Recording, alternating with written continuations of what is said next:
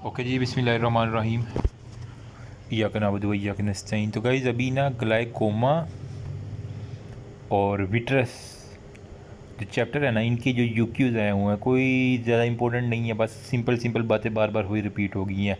फाइकोलिटिक glaucoma के बारे में है, डायग्नोसिस किस तरह करना है, इंट्राओकुलर प्रेशर, फिर डिस्क चेंजेस क्या होती हैं, और हमारे पास जो भी सेकेंडरी का मेडिकल ट्रीटमेंट में क्या क्या देना है, आई ड्रॉप दे देने हैं, टिमालोल दे देना है। मतलब आपने फार्माकोलॉजी पढ़ी है ना, तो उसके अंदर आपने जो एएनएस वाला चैप्टर था ना, उसकी एंड पे जो है ना वो थे ग्लाइकोमा के रिलेटेड एक चार्ट होता था मिनी कैडजन का, तो वो भी एक दफ़ा देख लीजिएगा, तो उससे जो है ना वो काफ़ी आपकी हेल्प हो जाएगी।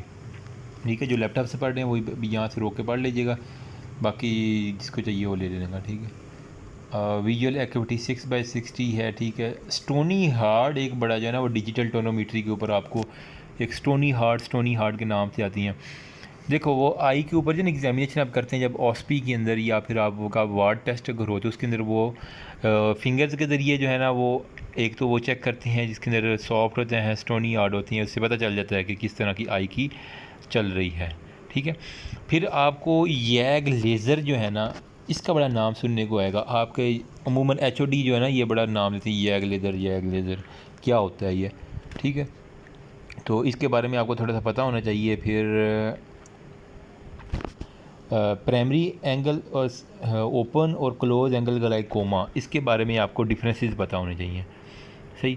फिर विट्रस के बारे में जो है ना वो हमारे पास फोटो कोआगुलेशन के बारे में है, बेड रेस्ट उसको एक दो देनी होती है, मैनेजमेंट क्या करनी होती है अगर वो विट्रस का हेमरेज हो जाए ना। सबसे पहले तो उसको आई के साथ जो है ना मोस्टली रेस्ट बड़ा ही इंपॉर्टेंट है, उसको आई को रेस्ट देना बड़ी एक चीज़ जो है ना वो आपको पता होना चाहिए।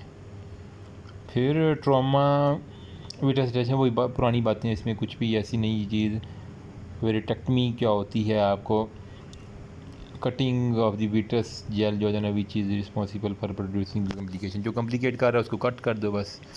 ठीक है, अभी जो मोबाइल से पढ़ रहे हैं ना, ठीक है, अच्छा लेक्चर जो है ना इंशाल्लाह बेस्ट वाले जो है ना वो चंद दिनों के अंदर आएंगे, होपफुली इस वीकेंड के ऊपर मैं जो है ना वो अपलोड करना शुरू कर दूँ आई के। मतलब उसके बाद आपको कोई भी मसला नहीं होगा आई में।